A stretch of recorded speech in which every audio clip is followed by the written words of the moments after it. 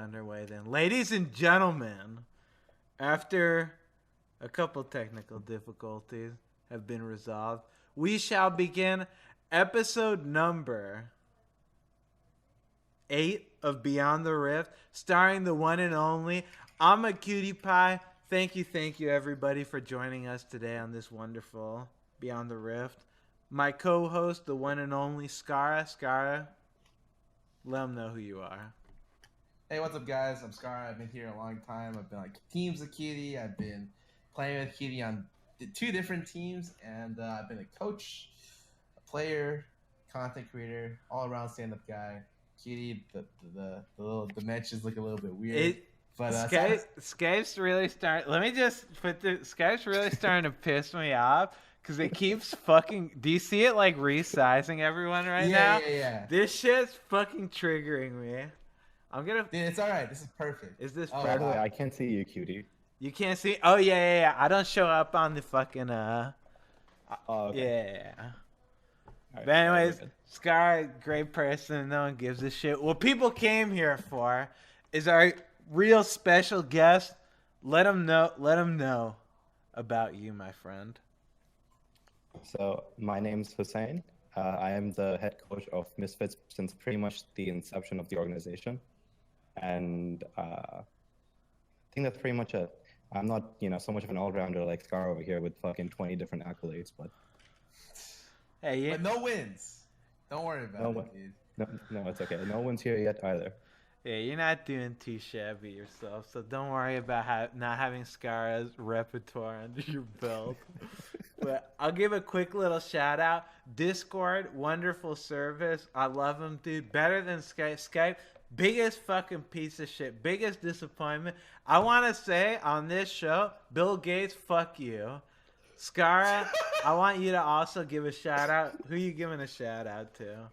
Dude, our other sponsor, Ace of Predator, official sponsor of the League of Legends World Championships, as well as our official sponsor for these last couple episodes. Thank you so much for sponsoring us. They do great laptops as well as monitors. Perfect. Well, let's get it underway then. We're going to just hop straight into the questions while this fucking thing keeps resizing itself. Topic number 1, baby. Let's get it underway. So Misfits gave the best Western team performance against the top Korean team at Worlds. How was that possible? That's a loaded question. So I remember at the start of the year, Scarra did the first video interview I've ever done with Scarra, and he asked back then, yeah, it was pretty good, and he asked back then what the goals of Misfits were and how we were planning on getting there, and pretty much right away at the start of it, I said that the main goal for the organization was to make first of all, a top-down structure where you have upper management, then you have coaching staff, then you have players, and there's a direction to everything. So the whole year was spent where multiple roster changes and stuff were made. A lot of things happened behind the scenes, which made it so that both the players felt empowered by the end of it, and the coaching staff had strength. So by the time every single time we come into a boot camp or a tournament structure, you always see Misfits get really fucking good before any playoff or tournament structure, and not so much in the league. And it's because by the time we get to that point, we've built such good synergy between staff and players that we're able to grow really quickly. So for Worlds, it was mostly, by the time we got to Korean boot camp, we had a whole split where we knew exactly how each side of the coin worked, and it was very fast. It was very easy and fast how much we improved. So I think people underestimated us at Worlds because of that. Well, do you guys think that you have it down better than, I guess, other Western teams? I guess you said the top-down structure. I think the only I know TSM still tries to sort of do that, and I won't speak to TSM structure, but there's still a respect for authority and for a coaching staff there, and then G2 has the same thing, and then outside of that, I'm not sure how much it exists. But from my knowledge or from my experience, I think G2 has the only system that replicates what we have in terms of like how communication and how communication works between staff and players. Okay. Do you think that that's like necessary to? Because I know a lot of the time, like I don't know what your take on it is, but with NA teams, I when I see them at Worlds, it's like I know that they're gonna do well the first week. We had who do we have on last show talking about this, Scarra? We Smithy. yeah Smithy, right? yeah we talked about it last week, but I want your take on like what do you think causes? Because I have no fucking idea, but it's happened everywhere else. So it must be something that you could like. It's not like wow, what a fluke, dude. What are the chances we lost? We just get fucking obliterated the second week every time. Like, what's your take on that? Do you think it has to do with what you talked about, or? I don't like know the actual reason for it. Like, it's kind of weird that it happens to every single team. It even kind of happened to C9. I know they made it through, but it was still a shaky week 2 for them, and I don't really know what to pinpoint it to. I think one thing is that usually, and this is probably true for all Western teams, but more so NA teams, usually for some reason in week 2, teams aren't as proactive and as willing to take risks. And maybe that's because they realize what's at stake and wants to lose. And then the other thing is that unlike week 1, you play all your games on the same day. So there's always going to be like a factor where you burn out. So that probably plays a factor into it. They probably mishandle like a long day structure and then how week 2 works. So it's very different from week 1, like how you approach it strategically and mentally. But I don't actually know because it's really strange that it happens every single Worlds. And I refuse to believe that it's because NA sucks. Yeah, I don't think it's because NA sucks. I think that there must be like a more meaningful reason, like I don't know, maybe coaching staff dropping the ball or like players are. It probably has to be coaching staff dropping the ball, but like at the same time, EU never does that well in week 1, right? Yeah. And so it's not like either coaching staff is really doing well. I don't think any coaching staff in the West like really has it down. But it's strange that like NA shits the bed so hard every single time week 2. Yeah. Yeah, it's real. I mean, Scarra, what's your take on that? I mean, I want to use the European answer for this. It's just unlucky, you know. That's I don't know. I don't know what happens either. Like I would say like there have been multiple parts where it's different, probably different reasons. And in the end, it does kind of strike me that like, look, it's probably some sort of like top-down management issue. But like that's just an assumption. I have no idea what goes on behind the scenes. Certainly, the reason why we didn't do well at Worlds, there wasn't even a week 1 at week 2. It's completely different than any other situation in the current sense. So I'm very underinformed. All right, fair enough. Well, we'll just go on to the next topic then. So, topic number 2. So, a lot of people talk about support staff and coaching structure. How many support staff does Misfits have, and what do they do? So for 2016, we had 4 people total. We had me as the head coach. We had a strategic coach who was a former player called Kiva, a sports psychologist called Isma, and our head analyst, Nasser. So we had like 4 different people in charge of very different things, with me delegating what they were in charge of. Huh. Okay. Wow. I mean, Sky, you probably know better. It's a lot of people. Yeah. Is that how it normally is, or? I want to say most teams have something similar. I think a lot of teams have more general analysts, maybe, or more like maybe personal coaches. But for the most part, like it seems pretty normal. Like the only thing I'm kind of interested in is like, what is your? You say you had a sports psychologist? Yeah. What exactly does he do for your team? I'm just really curious about that. So it's like everything in our team is like there's always a long-term plan, but then you've all been in gaming houses. There's always issues week to week, or like even day to day sometimes. So he defines, or like as a team, he helps us define what our long-term plan is going to be. But then like mostly it's like day to day, he'll have one-on-ones based on like player goals and stuff, and then also deal with like a lot of personal issues that show up. Like I have a lot of rookies on my team for this year, and there's definitely like shit on stage and stuff that happens that they cannot prepare for. And as always, like every rookie and still quite a few league players like don't take the mental part of the game properly. or like they don't weigh it as highly, like how to approach a game day mentally. So he's essentially in charge of making sure that like we all get our shit together for game day. How much work does he actually like? Is he being used constantly? Is he just like you got to Oh, schedule? he was full time on site with us, Okay, wow. so he was there every single day. So, But that's not normal though. oh yeah, that's. I mean, are the I players think taking advantage of him? Like whenever he's there, like are they actively like going to him and like asking him stuff or? so. This was also his first split in esports, so there was like a learning process for both of them because I had rookie players and I essentially had like a rookie sports psychologist in esports.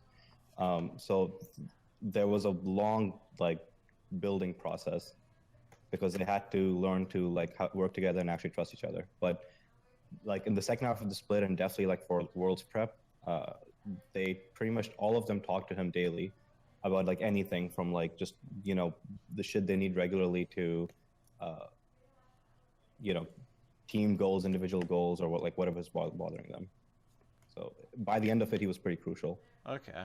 I mean, with your support, do you feel like there's anything else that you would need in your support staff, or you feel like that's enough? Because I mean, I know that people have talked about having individual like an ADC coach and stuff. I don't know if that's something that because I don't know what's too much. I feel like you're gonna start to run into too many staff members at a certain point. So Yeah, like it's always hard because I think quality over quantity every single time. I know there's like teams that have bigger staffs than us. I'm pretty sure TL has a bigger staff than us. Uh, I know TSM in the past has had positional coaches, so they possibly have a bigger staff than us, but I don't necessarily know if they're like effective. And I think we were really effective this year because we like I put a lot of responsibility on each of them instead of like giving them smaller responsibilities and having a lot of people because it's really hard to manage that. Like I'm sure it's possible to have 5 positional coaches and actually make that work, but it's really fucking hard. And I, congrats to like whoever in NA has tried it, but no one succeeded so far. yeah. I mean, Scarra, what do you think about the positional coaches thing? Because when we had Double Lift, I talked about I thought it was an interesting idea to have someone that you can just like talk to about that stuff. The only problems I could see coming up is like it's not really a team focus type thing. It'd just be an individual type thing, and unless you had It seems someone to manage them, it'd be really hard to like figure all that out. So it seems like a luxury for the most part, and a lot of the players when they're at the very top of their respective field, they only like really respect other people like near the top of their respective field. So unless like they can like the positional coach has to give value and earn the respect, or have like the coach like give them some sort of like respect initially, so that they can do their thing. And sometimes I feel like that's just not possible with certain players. Maybe I'm wrong though, but Hussein, do you think it's possible to have positional players for every single team and every single player in every team in EU? Like I think eventually, like a few years down the line, but like right now, definitely no. Like there's still a lot of player ego, and part of it is right. Like to be a positional coach, I think you do need to be like you probably need to be a player of that level. Yeah. I think it's really I understand because I don't play League really like at all. I haven't played it in months or probably this whole year now, and that's like different. Like coaching a team is different than like being a positional coach. I think it's much more beneficial to like eventually have active subs that coach each other because at least you have someone of the same caliber. Like, can you imagine like me bringing on like a Diamond 5 analyst and having him try to coach Cutie Pie? That shit it'd be funny, but it'd be fucking terrible. It just wouldn't work. And that's true for like the current pro scene as well. It's not going to work because you cannot demand that respect as a positional coach. So personally, I think positional coaches are kind of like a dream concept. I think instead get an active sub roster and have them work off each other because at least they're like players of similar skill and they can build each other up. Oh, yeah, okay. that's probably right.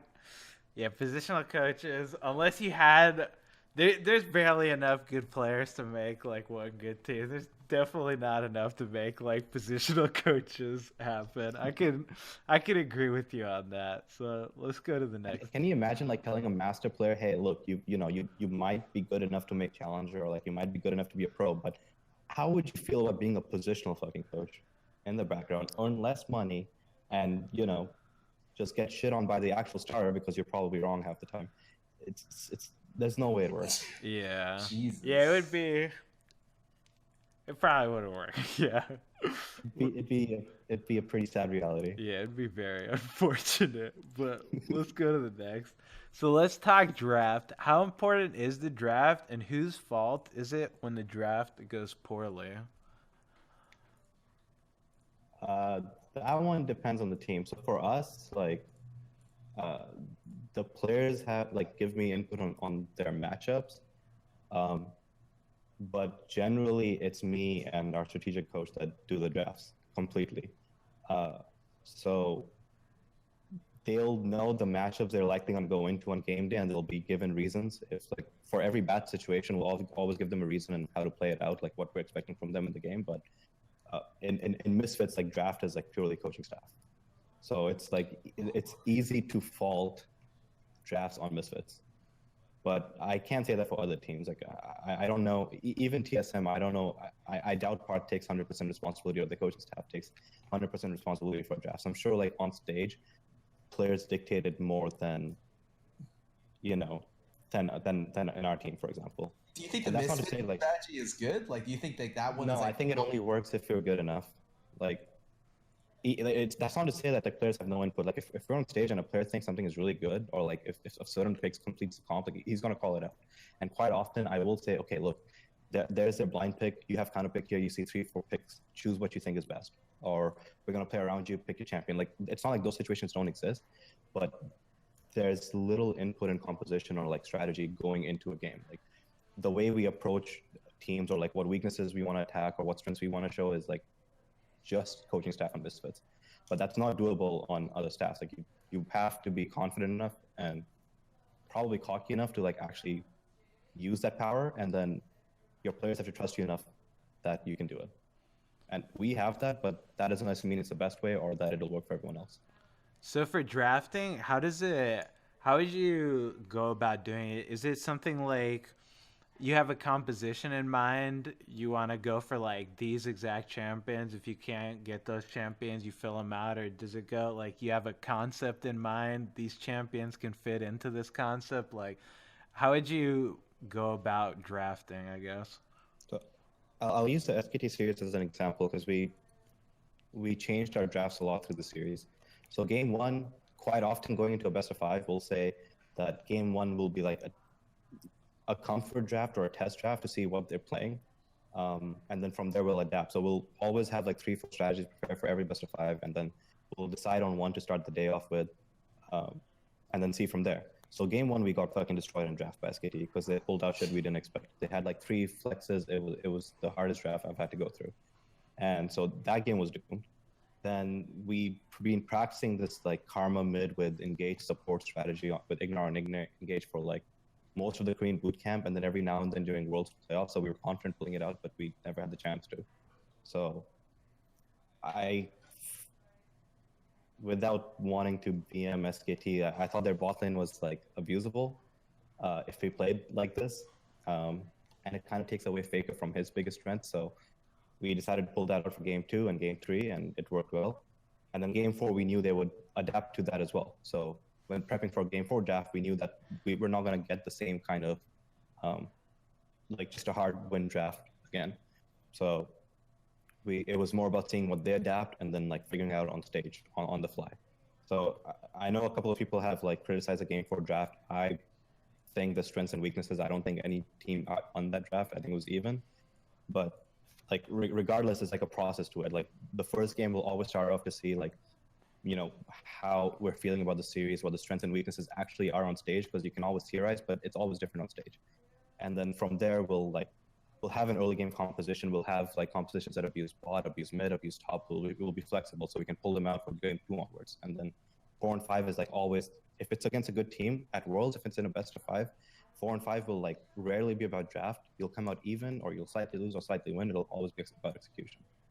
So like 4 and 5 rarely matters for draft as much as execution. Okay. I mean, for drafting, do you guys put priority? I mean, do you put priority on the team comp that you have in mind, or like power picks? I guess like if they fuck up a ban or something. It really depends on them. So like again, I guess SKT again, for example, like we were banning in a way where we would ban one Ardent and they were forced to ban the other on red side. And so if they did that, then we knew that we could pull out this Karma mid strategy. And if they didn't do that, then we would get just a really strong OP in first pick. So we were prepared for both, playing just the meta against SKT, but having the stronger Ardent, or playing like the strategy that we prepared. So like it partially depends on SKT, but we always go in with like every single draft we go into with 2 plans, and then we see how they're banning, and we'll like switch drafts midway to whatever we think is best. Whoa. Like it's never really about like against SKT, it was about attacking the bot lane and neutralizing Faker in mid lane, making sure that they can't really do much mid. And so no matter what, like the idea was always in draft to be able to make plays bot, or like have more options for proactivity in bot lane. And if we can do that, then we're happy with draft. It doesn't matter if our top side loses. It doesn't matter if they can snowball mid, because that's not the plan we went in with. But that doesn't mean that like we'll stick to one specific strategy for snowballing bot. We'll have 2 or 3. So wait, how much prep do you guys put into stuff like this? Like, just take your SKT series into mind. I'm sure you guys spend a lot of time doing that. Like, but like, try to quantify it for me. Like, what's it look like? You guys put in like, 10 hours before the week of to be just on drafting. Like, what does it look like for you guys? So like it depends again on like who we play and like what we're playing for. If it's a regular season, I actually don't prep for a team during any regular season match. Maybe like a G2 or something, but generally during the regular season, I'll prep. I'll treat it as practice for my team. Like build fundamentals, become a better team, blah blah blah. Then when you get into playoffs, then it's like a lot of like. Again, it depends on the team. So like when we played Unicorns in playoffs, that was very easy prep. Like that we figured out how to beat them in draft in like a day, not even. So for the whole week of practice, we knew like what we had to do, because they had very glaring champion pool issues. Fnatic had glaring champion pool issues, so we knew what we needed to approach them with. The G2 one was like really hard because they have no issues. You just have to straight up be better than them. So then it's like just knowing the meta, and for the finals, we didn't know it well enough. So for Worlds, for the group stage, we knew what the meta was. So week 2 was about attacking certain people, and week 1 was about playing meta. Week 1 we played really standard. Week 2 we came out with like Blitzcrank and shit against TSM. So it really depends on like when it is and like what we're playing for, whether we attack a team or we just play meta. But prep time is like, for SKT, it was pretty much the whole week. It was really hard to prep for SKT. You can't beat SKT through cheesy strategies. You have to straight up be better on the map. And those teams are always the hardest to plan for, because you can't just win on draft. You have to beat them in the game. And there's other teams like Unicorns during playoffs where you just straight up can beat them in draft. So it's like really easy to prep. So you said you took all week. Like, how much is that in like hours? Like 6 games a day. I think for between week 1 and week 2, we had like 3 days of scrims. So like 18 hours of scrims, and then say 2 hours a day of prep. So like 24. Damn. Pretty much a whole day of prep. Are you guys just like rewatching VODs and stuff? Or are you just like putting? No, the team doesn't really focus on that so much. Like they're free to, and they often just watch VODs on their own to learn about like the opponent and their role. But like as soon as I know who we're playing against, I'll usually spend that night watching as many VODs as I can. And then once I have an idea of the team, then it's like not so much about SKT. It's about making sure that like in scrims we have like 4 or 5 different strategies and like 4 or 5 different ways of drafting, and we have enough scrims to like test those. And then once we've tested them, like we'll even lose scrims just purely due to draft, but we'll know like how to fix the draft after that. So the scrim practice is mostly about fixing draft. Like as far as like what approach I want to take, I usually know that like the night that I know who we're playing. Okay. Well, you said for scrims you'll sometimes lose just because of draft. Do you feel like it's not that important to have that 100% win rate scrims, like dominating every single scrim? We lost most of our scrims at Worlds. Like we had an abysmal scrim record, and even for playoffs, our scrim records are never that good. But by the time we get to our game, we have such a good idea of like how we want to draft and what we want to play and what we're good at, that it's like really easy to sit there the night before with like 18 different games of us just shitting the bed and knowing like, you know, the small moments where we didn't. And so like by the end of it, you'll have like a lot of collected moments where you're not shitting the bed. But I don't think I think winning scrims is only important if you cannot keep up mentally.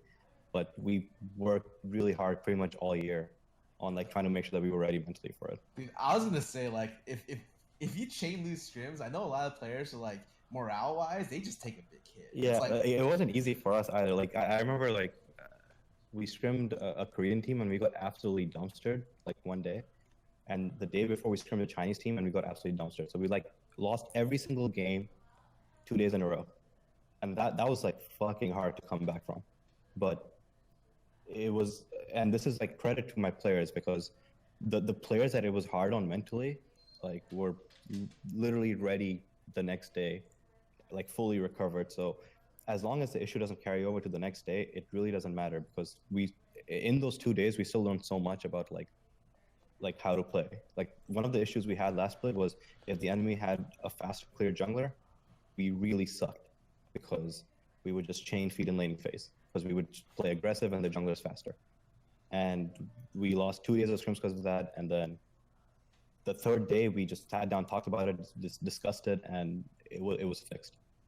Maybe that's the players I have, or maybe that's like, you know, the I guess the system we've set up through the year. But for Worlds, it was never an issue the next day. And like that's, you know, Yeah, that's huge that's credit to my players for impressive. that. That is, I mean, I'd have That's to really say nice. that must be like the players and the system, because I know for me, like, I mean, yeah, if we went on like chain losing scrims, I'd just be like, man, fuck everything, dude. Like, but the thing is We had those moments at times. yeah, because like losing, like, I don't know how you guys, I mean, you guys probably feel the same way. Like, losing is the best way to improve, because it just gives you so much more to work. Like, if you're just stomping every game, it's like, what the fuck do you have to improve? Like, there's nothing that's like, wow, you really need to fix this after you just 10-0'd these guys in scrims, dude. It's like, this shit doesn't help It was anyone. actually like it was really hard for us, because there were days during the regular split where we would destroy everyone in scrims, and we felt unprepared going into our match, because we didn't actually learn like what the hell we were bad at, but we knew there were weaknesses there, and we had an idea of what they were, but we never actually got to test it. And then we show up on stage, and like someone drafts the way that we think will punish us, and we have no practice against it. Like there's a way to play against it, but we have zero practice against it, because either no one executed it in scrims or no one did it against us. And it was like those moments were harder than like chain losing scrims, because then like if you lose like that on game day after like a week of dominating everyone, that's like so much harder to recover from, because you start questioning everything from like, well, was I practiced wrong? Should we change something? Why weren't we prepared for this? As opposed to if you're losing everything, it's like this game we lost because of this, or this day we were losing simply because of this, and it's like it's so much easier to fix. Yeah, like being able to have something to pinpoint, like we're losing because of this, is just so much better than, yeah, if you're winning every game. Like It's there were nice, really days but where like yeah. we lost scrims just because, you know, a player would just be having a terrible fucking day and just inting it all day. And in terms of gameplay, we probably didn't learn anything, because we were, you know, inting something at like 4 or 5 minutes, or like at each game out of the 6, a different player ints, and so we lose every game in early game, and it's like, well, you know, tough shit. It's hard to learn from this, but like even in those moments, it's like it's easy to sit and talk about what went wrong, and then like, was it something mentally? Was it something play wise? You know, is it something that they're doing, or is it just us playing like shit? Like you still have something to pinpoint on in like the worst situations and losses. But if you're dominating, it's so hard to figure out how to get better. Yeah. All right. Well, let's go to the next topic now. We'll go to, let's assume an aspiring challenger player wanted to go into professional play. What advice would you tell him to shape him into a top tier professional player? So, That's a hard one because I think it depends on like their personality and like how open they are to criticism and how fast they learn. Like, so on my team, both Alfari and Hans were rookies. Like, pretty much they went from solo queue to first split in Challenger, but Challenger was really weak or we were really strong, and we had some veterans, so that was easy. And then first split LCS, but without any like proper professional experience. But both like the growth of Alfari and the growth of Hans were really different. Hans was a lot more receptive to everything and quick to learn, but he would make the same mistake a few times and then he would suddenly get it, and then he was consistent at never making it again. And Alfari was consistently good, but it was hard to figure out like how he can be better on the map because what he was doing was working, but maybe it doesn't, and it probably shouldn't work against better teams. So it really depends on how good they are and like where they come from. With Alfari, it was like figuring out like a lot of it was just like shadow boxing against better teams or better top laners and figuring out if this should work or not. And with Hans, like bot lane is just a farm fest always, so it was like figuring out how he needs to shot call and not die when his support goes to ward and random shit like that. There's like not any single advice I can think of. Really? So like some guys outside of not being like a cocky ass kid that cannot take any fucking feedback, because I've seen those players, I've worked with those players, and it's impossible to fucking grow or do anything in the scene on a top team if you're like that. You just can't. Well, that's the first advice. Well, let me ask you, like, for me, the way I think of it, like, you have to have 3 traits to be like a professional player. You have to have the attitude, the team play, and the skill. Where would you place these 3 things? Like, for me, I'd probably like team play. I think is probably the most important thing because it doesn't matter how fucking good you are. If you think you're 1v5 god, man, you're gonna be useless as fuck. So like, I'd put team play first. Would you put attitude second, or would you put skill second? Attitude, always. Really? Think there are so many examples of top tier teams without like the best player in the role, or like even a top 3 player. Like G2 had Expect, and he worked really well for them. I wouldn't say he was a top 3 top laner in Europe, but he worked really fucking well for them for a really long time. And you've got SKT with like fucking Blank and Bengi. Like I don't think anyone's going to claim Blank or Bengi were the greatest junglers in their region by far. They were good, but they were better junglers individually. But it didn't matter. Like if you are able to work with your team and like you have like a good attitude, like if you are a player that's like decent mechanically but really good in teamwork, and you know how to raise your team's morale and how to learn and how to like enforce learning, like that's so much more. That's you're just offering so much more than the ability to like do some fancy ass shit. Yeah, I can agree with you. Maybe at the top level it's different, but like you don't need. Not every pro player is going to be the top level player. But if you're like, especially if you're new, you shouldn't be aiming to be the best player in your region or in the world in your first split. That's like really unrealistic. You should be aiming to be the best you can be within that period. And if you can be top 6, like that's something good. Like that's something to be proud of. And you don't need like great fucking mechanics to do that. Yeah, I can agree with you there. Like I think people really overrate how important it is to be like skillful. Like obviously being skillful is fucking important, but like most challenger players can flash abilities and do shit. Like when you want to go to like scripter level where you don't even need to flash anymore, you just juke literally every single ability that's coming at you. Like that's pretty fucking unrealistic. Like most pro players don't do that because 1, it's risky and stupid as fuck, and like 2, like you don't need to go for crazy there's a player in Europe that plays like that. So like Caps was a rookie and he plays like that. Like you'll be walking to him with your jungler coming up as well, and he'll see both of you and he'll walk towards you to dodge skill shots. And it's like, but you can't plan for this shit. Like it just happens. And either he's a god or he's overly cocky and he just gave up something that there was no reason to give up. So like it's a gamble at the end of the day. Yeah, I mean like you could just look at World. There's so many examples of a team being down CS in lane and then winning the game, right? Like I remember like what Longsy versus Samsung, the first game.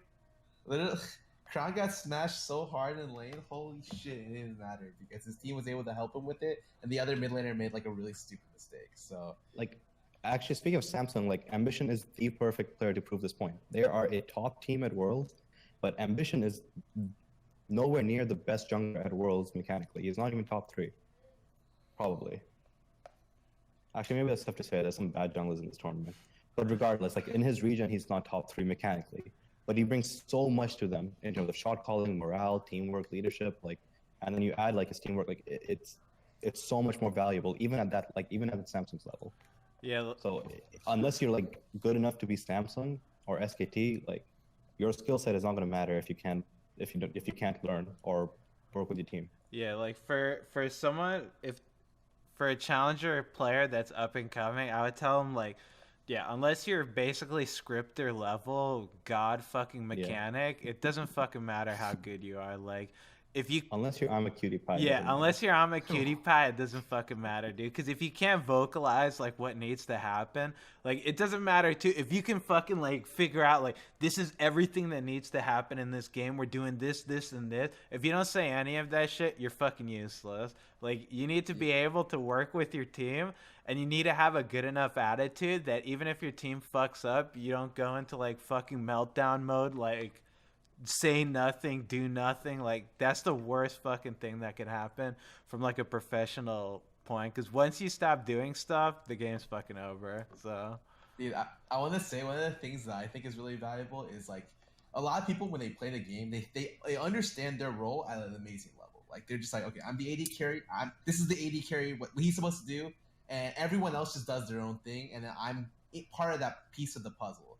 And it's like whenever I hear interviews from players where they're just like, yeah, honestly, we lost this game because they just outplayed this top side, and like I don't really know what went wrong. I don't really know what I can do better to fix that. It's just like something that we have to do. Like you have to get better at. I'm just like, oh my god, what was that? Like I feel like a lot of players focus so much on just their role. Like I think understanding the game, like what everyone has to do, is like something that's so important. Like I cannot stress enough that like you're playing a game where it's not just you. Like you should be understanding the role of every single person in the game. yeah, like that's actually so important because we had like an issue to do with this in Spring Split where like we all purely focused on what we're supposed to do in our role.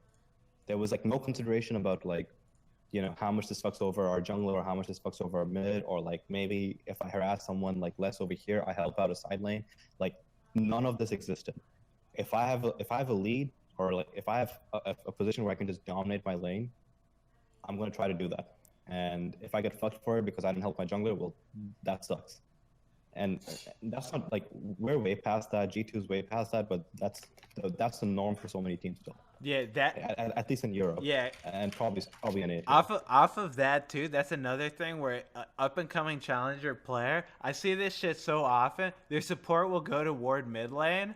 They'll fucking why the fuck are you warding mid lane, dude? We have them under the tower. They're like half life. What are you doing? Like, oh god, like that kind of shit. Like, I say that shit too sometimes because it fucking tilts me and because I'm a fucking solo queue idiot. But like, if you want to be a professional player, you have to understand you don't fucking matter. It's the like whole of your team. Like, if you spot the jungle, everyone on your team fucking gets something out of that. If you see the jungler when he's fucking bot lane and you're already smashed, like he's probably not gonna come bottom anyways, and it's just fucking useless. Like that shit doesn't help you at all. Like being able to again play with your team and like make the most out of your advantage, not for yourself but for your teammates, is like what makes great players great. You know what the worst part is that regionally there's like always these teams that'll have junglers that'll like do some random cheesy ass level 3 pathing somewhere that you cannot predict, and it's like the most fucking gamble play possible.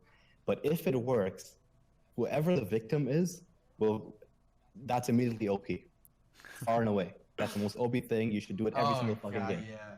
And then, like, you get to Worlds and you start scrimming Korean teams, and you do the same shit, and they either react to it correctly, or like even if they die, they don't care because in the meantime, their jungle is going to go warp the whole jungle and then they're going to track you for like the next 2-3 minutes and you cannot do anything. So unless this kill like snowballs the whole fucking game for you somehow, it's fucking useless. And you straight up lose the game against like top Korean teams for doing a level 3 play. And in Europe, it's like so hard to like convince players that this, I understand that this is happening regionally, but it doesn't fucking matter if you learn to react correctly because like I can understand it from a player's point of view too. Like you're playing like, you know, your lane the way you should be playing it at the top level, and then all of a sudden there's like a fucking random ass Jarvan coming from like behind you through some fucking cheesy ass wall jumping shit, and there's no way to react to it or expect it or like change anything. And you're not supposed to change anything. Yeah, But, that's like one of the, that should tilt you for like life. yeah, that's one of the traps that especially players in solo queue will fall into is they'll die to something that's like sometimes you're just gonna die to shit. Like sometimes someone's gonna make a stupid fucking play and there's nothing you could do. Like I've gotten roamed on by TF at like level 2 and it's just like you fucking got me, dude. Congratulate. Like I'm not gonna tell my mid lane, dude, you need to be roaming level 2 every game. It's like, no, that's fucking stupid. He just like missed 2 waves. Like if he kills me, you killed him. If he doesn't kill me, he just auto lost the game for his team off that shit. So it's like, And you know what the worst part is? Like it's like as a coach, it's just purely feels bad, man, because all you can tell them is don't worry, in return we'll get a lot of vision. And this guy's sitting here like, well, you know what, I just missed like a wave and a half of B and I died to some cheesy ass shit, and it's like, don't worry, we'll see. It won't happen again. Yeah, I could, for the next 3 minutes. I could only imagine from a coach's perspective that kind of shit. Like, cause yeah, if I had to deal with that shit, I complain about it too. Like, man, what the fuck? Like, some fucking that shit would have known. And they're not wrong to complain about it, especially like with NA LCS moving to best of 1, for example. Like, they're not wrong to complain about it. That shit is gonna win you games regionally. Yeah, it probably will. But you know what? At the same fucking time, like, your goal is either to like win your league or like to do well at Worlds. And if you want to do well at Worlds, you got to sacrifice some shit during the regular season. But it's really hard to convince players, or like not to convince them, but to like keep them maintained during like the fucking level 3. That's an interesting statement. So do you think you cannot domestically win your league and be the best team at Worlds? No, I think you can. Region? Okay. I think you can. I think like Korea does it quite often, but I don't think you can rely on winning best of 1s through cheesy strategies that don't work at the international level and then be good at the international level. I think like there's a difference between coming up with like cheesy strategies that only work in best of 1s and like coming up with strategies that legitimately work, like that can work in a best of 5. So like perfect example, Longzhu does not play the game the way other Korean teams play it, or like the way at least SKT and Samsung play it, right? But it doesn't matter because the way they play is legitimately good if you can execute it. It's not cheesy. But on the other hand, a Jarvan doing like Raptor Red, like enemy wolf and coming at you from behind is cheesy, and it's going to lose you the game. It's going to lose you the game even if it works, probably. But it can win you a best of 1. And if you're going to rely on that to like go week to week, then no, it doesn't matter if you win the region then.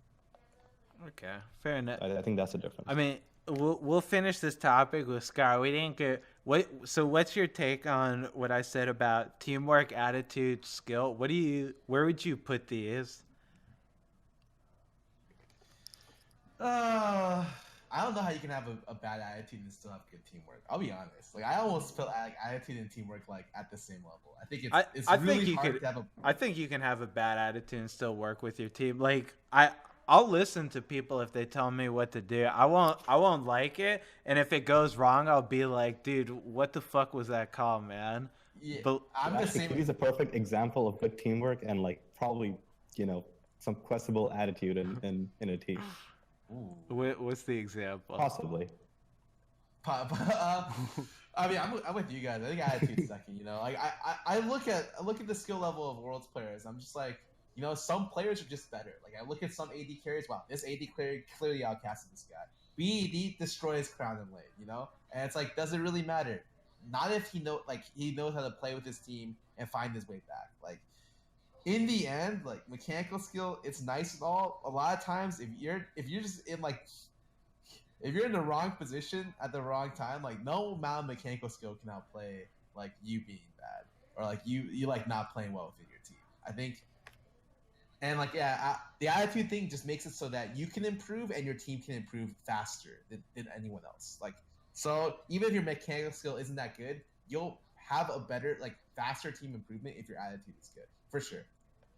Okay. And like the mechanical shit like matters for like late game, and it matters for like, I guess, laning phase, but it doesn't actually matter for like snowballing leads. It just matters for like getting leads and winning late game scenarios.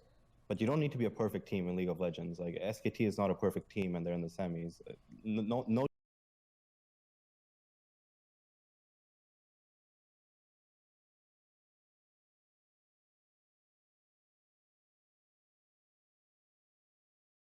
Or late game team fighting players. Like you can be good enough in laning phase to get past it, be just that much better at snowballing or playing for objectives, and then like end the game from there.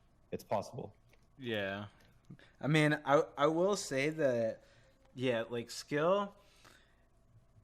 If you're not the world's greatest, like it's hard to see it from like a solo queue's perspective, because in solo queue, like realistically, the only thing that matters, are you better than your opponent? Because solo queue is just a fuck.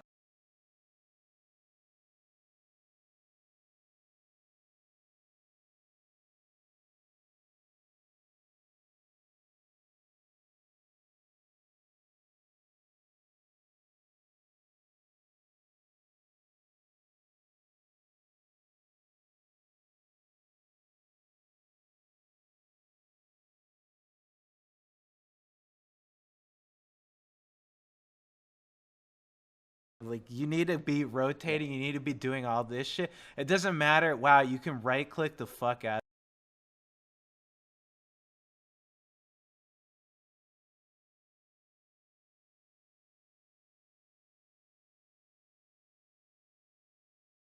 Play this shit. So, yeah, if I would say for up and coming players,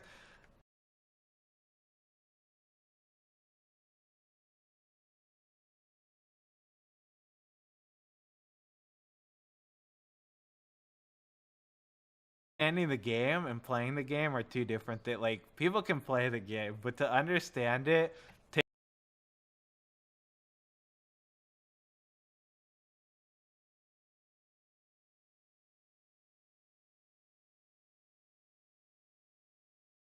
speculating about what's going to happen to EU this year. With rumors of teams and players leaving, is EU going to be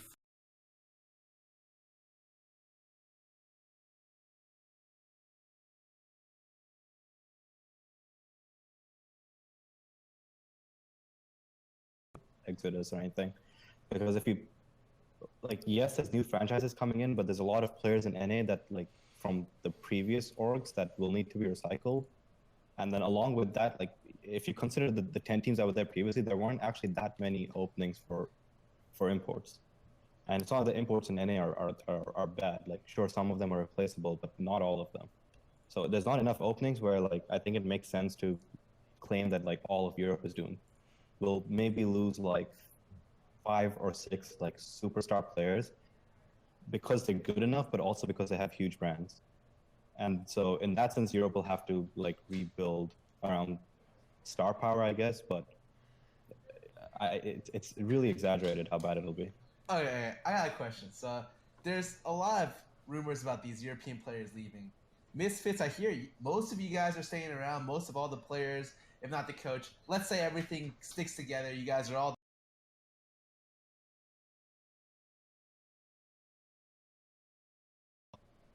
I think if like The if first the split. fact, yeah, if the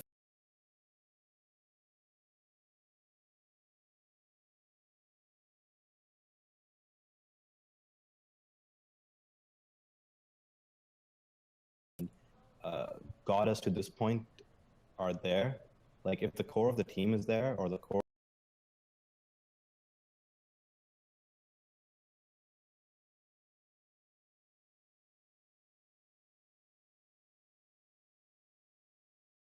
jungle and top, then maybe we'll have competition. But outside of that, I think just like as a team, we're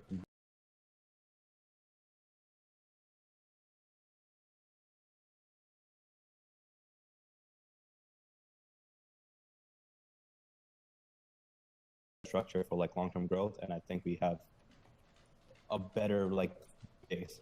I think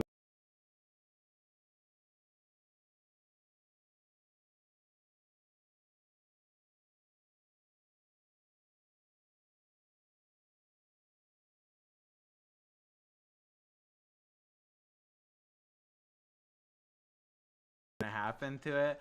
They had announced that they're not doing any of that bullshit, right? They're just gonna keep it like it is. there's a report that came out that said that. Okay. Riot EU hasn't announced anything. Okay, yeah. There's nothing that's actually been like. That's Jacob Wolf bringing the news. Yeah. Dude, the Wolf.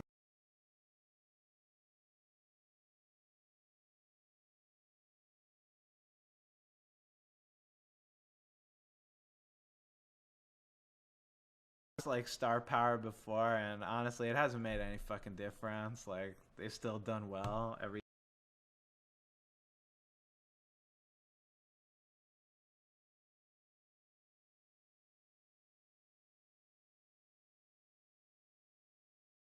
Just lose like 5 players or some shit.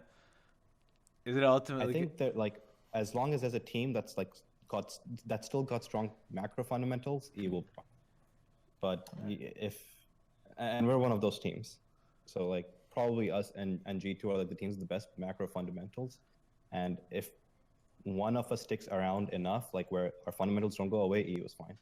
But if both these teams somehow split apart and there's no one in EU that can teach macro, then that sets us back. That's the only thing I think that sets us back. Yeah.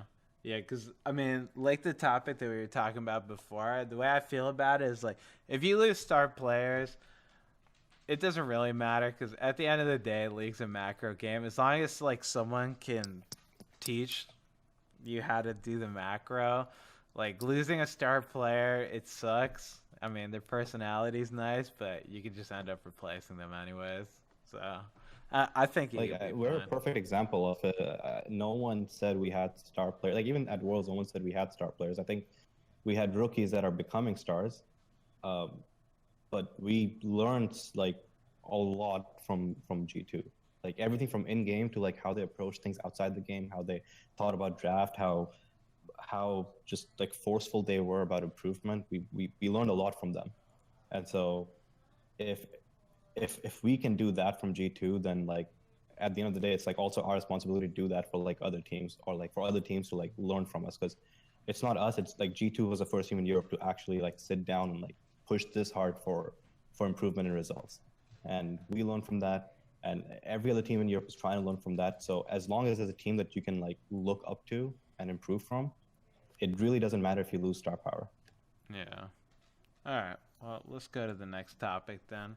So, what are your plans for the future of Misfits, and why should people watch your team? So, I'll say, assuming that I'm with Misfits, because there's still negotiations and stuff happening. But assuming I'm with Misfits, like for one, the last year's goal was just making Worlds and then being good enough to compete at Worlds, whatever that meant. This year, it's winning EU LCS and being good enough to contest for the World Championship at the end of the year. Damn. That's a lot. Assuming that, as well, making Worlds was a lofty goal for us. Like, we were a random team with challengers and with rookies in Challenger. Like, yeah, I guess that's true. As long as like you don't play with fear, it really doesn't matter. And we don't generally like respect other teams too much. I can respect that then. I mean, let me ask you, so why should people watch Misfits? What about Misfits would you say is like, wow, these guys do it?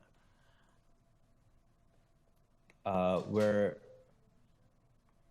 a good example, probably one of the best examples in the West of how to play the game fundamentally. We have probably the strongest coaching staff in the West right now, or like top 2 for sure. And I think with the players that we had last split, like especially Alfari and Hans, I'll point them out because they're the rookies. Like, they performed phenomenally at Worlds.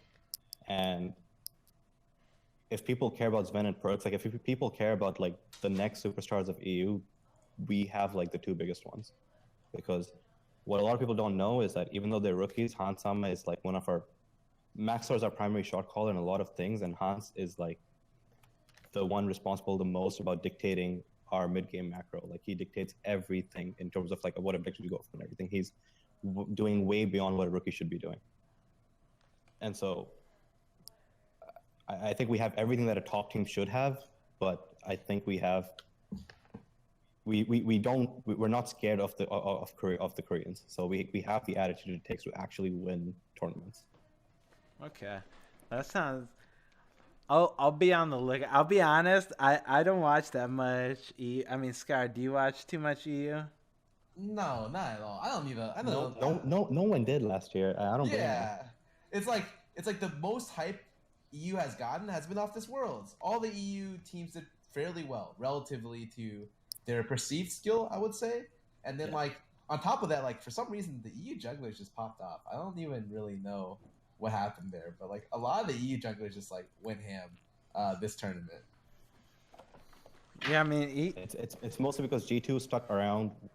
We had the same focus as G2 in terms of growth, and so like, and then Fnatic, of course, were like really fucking good from the start. So, or at least from like summer start. So there was like a really strong foundation for every team to learn from. well, do you think? Let me ask you on the foundation thing. Do you think that NA is lacking that kind of foundation from their team? Because I agree that if you have enough good teams, like they'll kind of. I mean, you might not sit down and talk to each other every fucking day, but like just scrimming against each other, it builds up the region as a whole.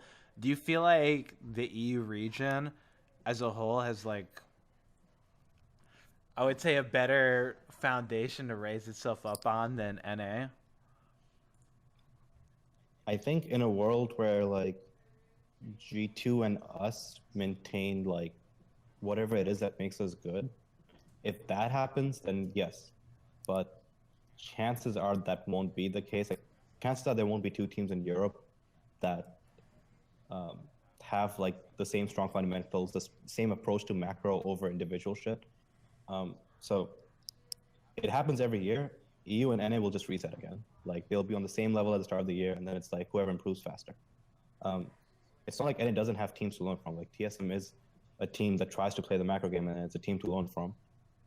There's maybe like a conversation of like how effective the teams in NA are at, or like how fast they are at teaching this, but the foundation or like the fundamentals exist. Maybe they're just like either not as good as like teaching them, or not like willing enough to like lose games in the regular season to actually force improvement. Okay. Well, one more question for this topic, and then we'll move on. You keep repeating that whatever makes Misfits and G2 strong. Let me ask you: is it you and the coaching staff that makes Misfits strong?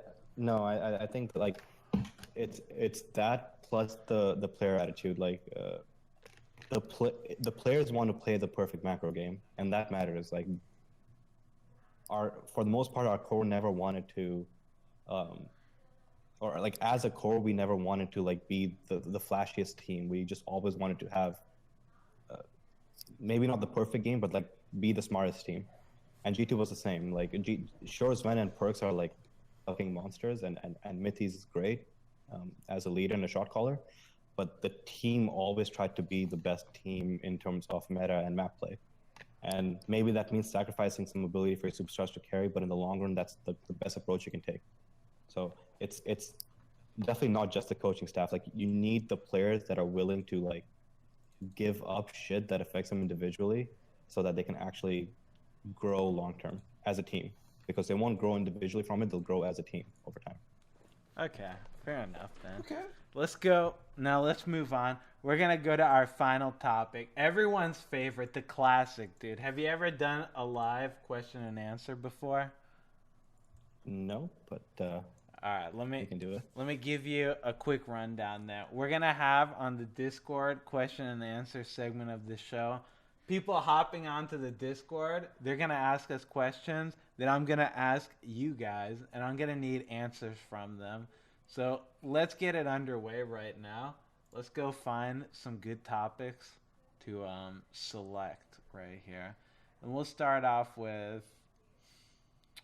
I'm gonna start off with question number one. This is I I'm building off of someone else's question. Someone wanted to know, is I'm a kitty pie a good friend? Stupid fucking question. Fuck off. A better question to ask is I'm gonna throw this one to both of you guys. I'm a cutie pie as a fundamental player, 0 out of 10. Where would you rate him?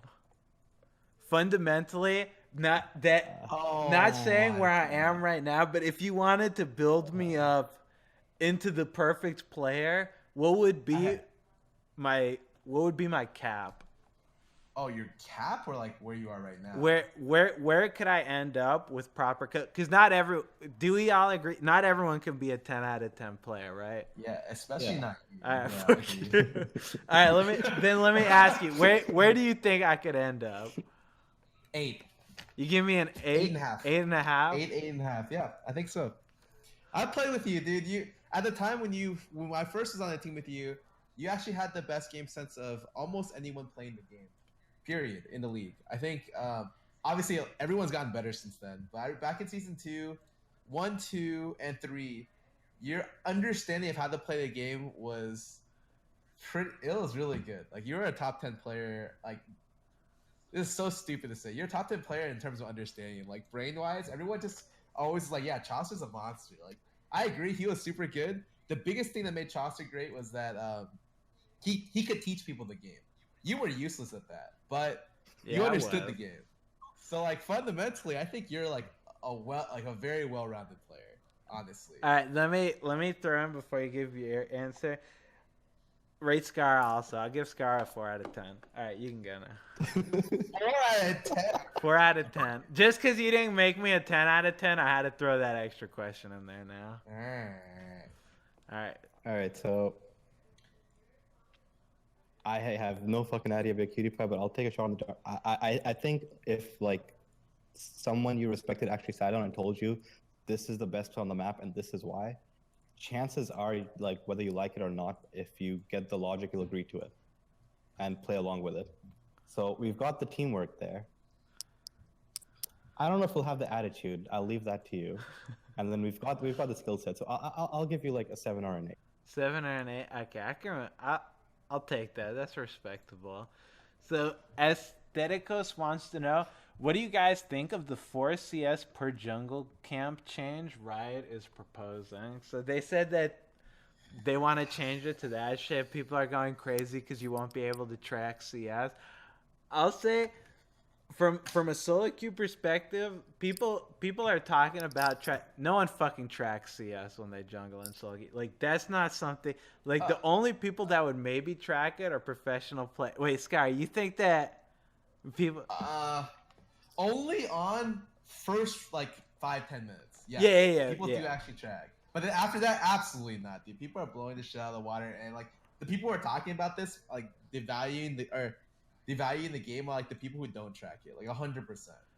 The way I feel about it is the same way I felt about when they added jungle timers or whatever, and people were like, you're devaluing the people that write down the timers in the chat. Like, dude, no one was fucking writing down the timers in the chat half the time. Like, that shit didn't matter. Like, I will say, yeah, people track, like, yeah, I'll track the jungler through CS for like the first like 5 minutes. After his first gank, though, I don't fucking know. Like, I'll just guess, like, okay, well, he had this much CS. He's probably going to go this route, and then some shit's going to happen. He's probably just going to go some stupid jungle route because he's some fucking peanut brain solo queue jungler.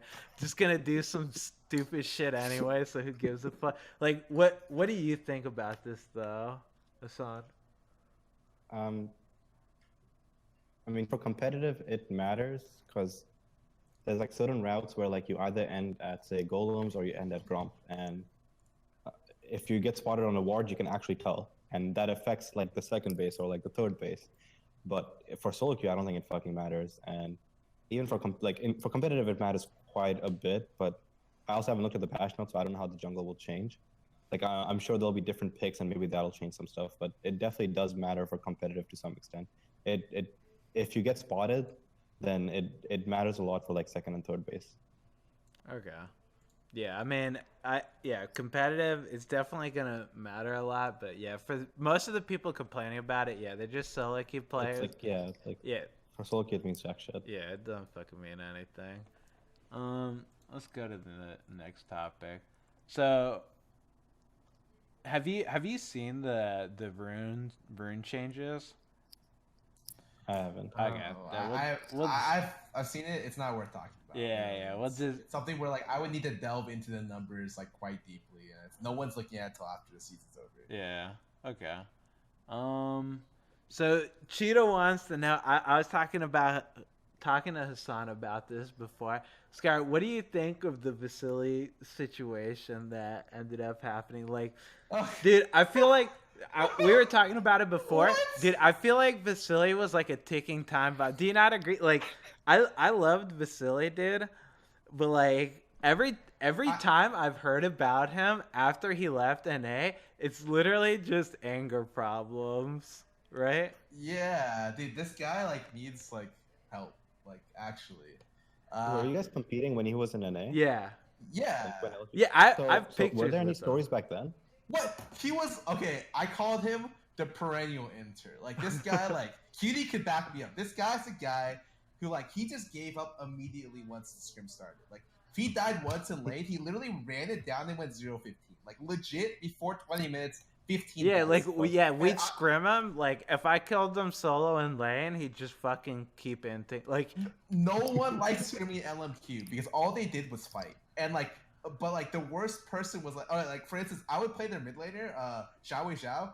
He played Nidalee versus like Ziggs or something. He beat a Nidalee. He run mana region blues and quints, or yellows and quints, or yellows and blues full, and he'd stay in health at lane in 100 health consistently with no vision on the jungler and try to outplay. And then the bot lane would just go wild too. Like they were just like a nuts team. Everyone hated screaming them. yeah, like and even in solo queue, Vasily would just like if he died once, he'd just fucking run it down. Like he was like Tyler 1, except apparently it wasn't a meme. Like I thought he was just like whenever Vasily just inted, I was like, dude, you're a good guy, dude. I like that shit. But apparently, it was not a meme. So I remember people loved him in NA because like when he streamed and shit, he would seem trolly. yeah, no, I thought He never seemed. he never seemed like he had anger problem. Like I mean, sometimes I see him like hit his fist against the desk, and I was, dude, good one, dude. You're just trolling, man. You got killed. No one's really gonna be that angry about it, but yeah, apparently I was wrong about that one. This guy's got anger issues. I would not be surprised to see him banned. Like period from all competitive leagues. Like if we're looking to, he's 100% getting This banned. guy's going to fucking jail. Though. Yeah, he's going to fucking jail. He's getting more than just banned. Oh, well, like his contract got terminated by his team. Like, no, this is like ridiculous stuff. Like domestic abuse, Jesus, man. Yeah, that's some fucked up shit. But let's go to my man wants to know what are your guys' thoughts on AP Galio, and how do you think about Riot treating it right now? So I'll say it's still not hotfix, right? No, it's still not hotfix. They said that they want to wait and see if it actually is, like how it performs. So when I first read about it, I read it on like a thread, and someone was like, "Yeah, they probably fucked up they meant to make it like not tick each time." That's what I thought. Yeah, and I was like, "That makes sense, dude." And then later they posted like, this is how we meant for it to be. We're gonna wait and see how it plays out. And then it's like, what do you think? Do you think any champion should be able to like basically 100-0 you in a queue? No, I think it's so clear cut that this shit is OP. Yeah, it blows my mind that it's not hotfixed. When I first read it, like I was looking at the patch notes. I do a patch note rundown. I'm like, oh, okay, it's not that much. Like I looked at the amount of damage it does at level 1 with AP. It does 90 plus like 30 plus 3% total. I'm like, oh, that's cool. And then I found out it's 3% per tick, so it's 9% total. I'm like, wow, that seems incredibly strong. And then it turns out that like you can just get to 50 to 80% with full AP. on like a 5-second cooldown. What is this ability? Like I don't understand. Well, let me ask. I mean, but this shit happens so often with Riot. Like, there's always like so much. There's so much shit over time that like, it's so broken for so long. Yeah, I'm not, because I just can't understand, like, when people meme about like Riot has like a silver balancing team or whatever. Like, I think that their balance team does like a decent job. I don't hate them or anything, but like with this Galio shit, this is stupid as fuck. Like, yeah, I just played a game where I was playing with support Galio, 4,000 health Jarvan, he killed him in 1 kill. I was like, he was support Galio and he one-shot him. Like, no champion should be able to do that. Not even from the support role, but from fucking any position. Like, that shit's fucking stupid. I'm not really understanding what there is to like see about it that maybe it's not. I'm just salty because I just came out of like a month and a half of fucking Ardent Sensor meta, right into this Galio pick, like literally right into it. So what? It's gonna get nerfed. There's no doubt. So you say it's gonna get nerfed 100%? Oh, 100%. It's gonna get nerfed, but will it be nerfed enough? I don't know. Yeah, like, will you be happy if they just make it so it's total percentage instead of each tick? That would be a huge start, right? Because it cuts the percentage damage down by a third. Yeah, like that's so much. Yeah, I think I'd like to see it there. Like I would have liked them to do this and be like, you know, now we'll see how the damage is. We'll see how it works. I'm just like, okay, that's a reasonable, you know, decision by Riot Games. I like this option. But now it's like, okay, you know, we're gonna just have this queue do like 80% max health, and we'll see, you know, if people can play around it. We'll see how it works. I don't. What the heck are they thinking? Yeah, I don't know why this hasn't been hotfixed yet. It's pretty fucking stupid. Like every time I played against it, it's just like that's fucking dumb. Like that shit. But you know, Janna got hotfixed twice, and this feels so much worse than that. Yeah, like so much worse. Like I remember the first time that they I guess changed Ardent Sensor or whatever, and they said they were gonna like nerf it or whatever. It barely did anything. Then they did the Janna changes, and then it actually ended up being a buff, and they had a hotfix or a bunch, and now it's just like. And I love how in the patch notes it said this was gonna be a nerf overall. Yeah, like and it was a buff. Let me ask you: are you guys starting to question the Riot balance team? Because like some of the shit that's happened, like I think Riot does a great job with the game, but some of the shit that's happened has been like. I don't think it took someone with like any expertise. I think they do a really good job if they like after they make a big patch change, if they like take time to make small changes, they do a really good job of balancing it out. And then they'll do another big patch change, and their big patch changes are really bad. They're always really bad. They're always super unbalanced. Yeah, I don't mind if they're unbalanced for preseason, right? Or midseason. I think that's reasonable, right? But usually it's like, hey man, going into the best support meta in the game has ever seen. We're gonna introduce like Censor, and we're just gonna nerf Locket Redemption and keep buffing Censor till it's gone. Until everyone and their mothers realize that Censor is the best item in the game and support's just broken. It's like, okay, well, congratulations, you've done it. Yeah. Well, let me ask you just to finish out this question. Did you feel like Galio needed a buff? Because when I saw I was looking through the patch notes and I saw the Galio thing and I was like, what the fuck? Like that's all I saw. I was like, I don't think anyone I've played with has ever been. Galio's fucking awful, dude. Like, I think shifting him away from overall tank, making him weaker and maybe making him more AP heavy, you know, having the physical damage reduction of his W, I think that's all great. Like, I think it puts him more toward like a niche. You want to pick him as kind of an AP splash frontliner against other AP champions, kind of like his old role. And I think that's perfectly fine. And I even said that, but I didn't realize the numbers were so high. Like, they're just like, they gave him like an extra, like, what, 1.5 or something, some insane amount. Yeah, I agree. Like, I think his kit, especially with his ult, like he works in mid lane. I just don't think tanks should be there in mid lane. just fundamentally it always feels like it like skews the game up too much. So I don't mind them like turning him into an actual mid laner, but I don't understand how they go through their balance testing process where this is what comes out on live. Yeah, I can agree with that because pretty much on that. I don't know how the fuck they could have played against this Galio. Like they had 5-on-5 games, I'd imagine, with like-minded individuals playing this, and it's like, you know what? Galio's pretty good, dude.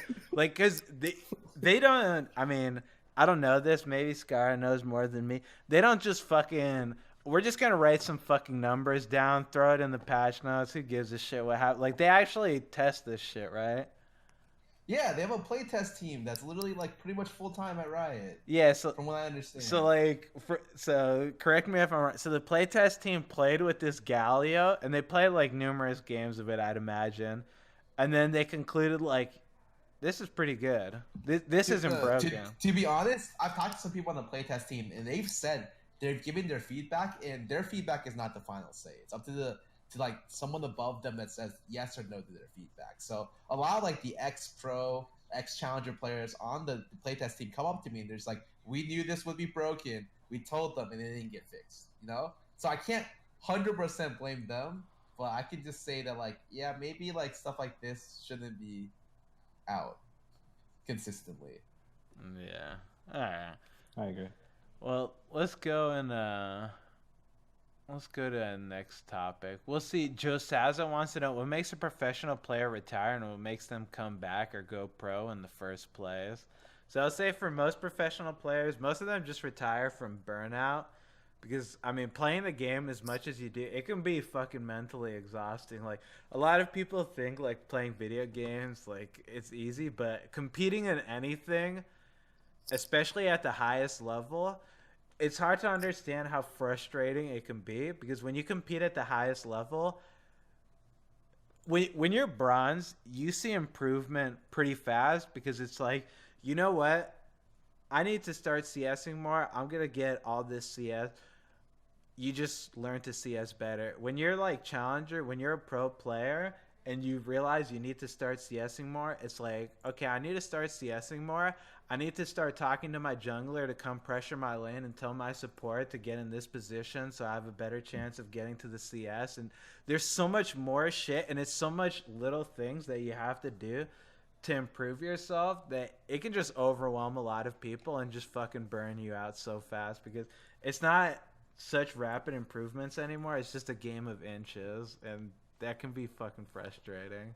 But for what makes a player want to go pro in the first place? I mean, I'll talk about why I went pro in the first place. I just went pro because I like playing League of Legends. There's nothing that I was like, I didn't want to go pro because like I want the recognition, dude, or I want the money because God knows, Scar can say it too. There's no fucking money in that shit. Good old days. Yeah, in the early days, it was a fucking wasted time if you were going in for the money.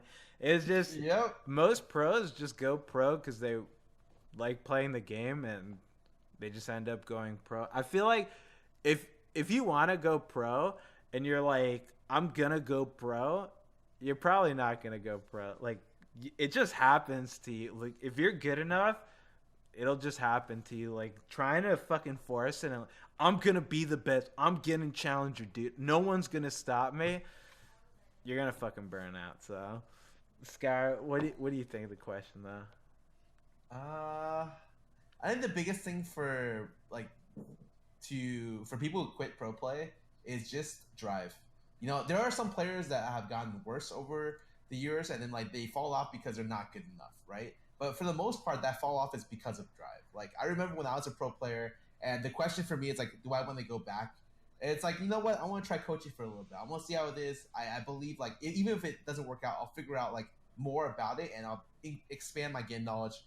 Coach at CLG thought, you know, I don't like coaching more than streaming or playing, so I prefer not to do it again. Even though, you know, I got an offer from CLG to stay on, I thought it'd be bad for the players for me to do this and like half-ass it. I don't want to do that, right?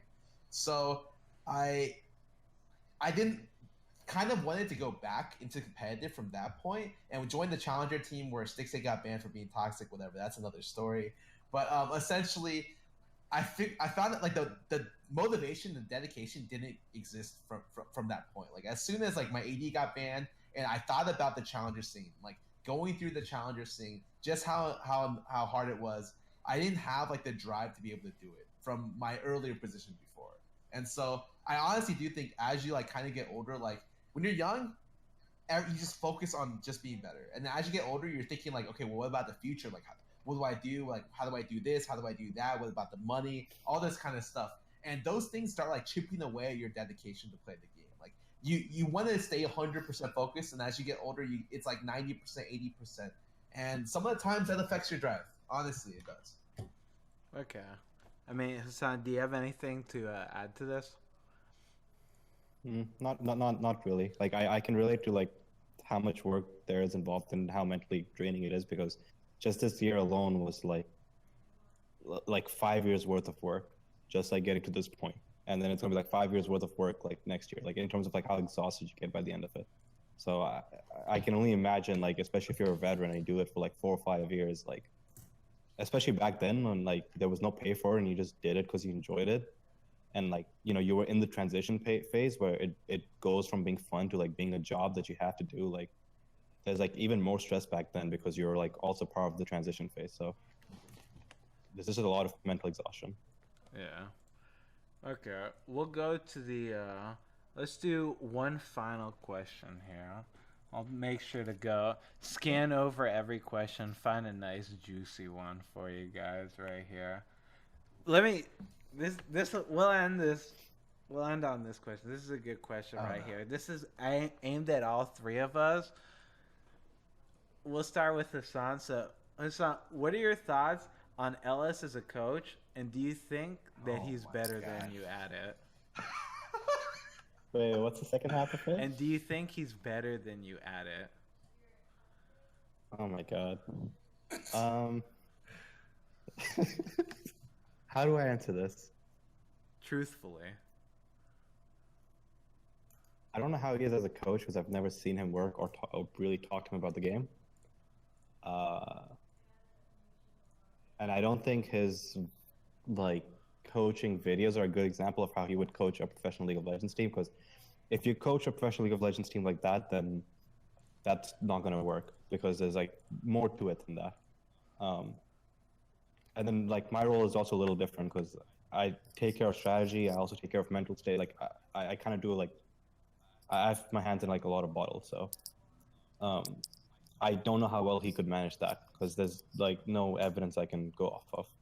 As to whether I'm a better coach than him, that's like really hard to say because there's no real way to actually judge coaches. You can only do so based on results, and then you can't really say like how much a coach did. Like I can sit here and like talk about my responsibilities and tell you guys everything I've done for Misfits or, you know, all of that, and it sounds good, but you will never actually know what I do in Misfits. Like unless you come and you see it, there's no way to know.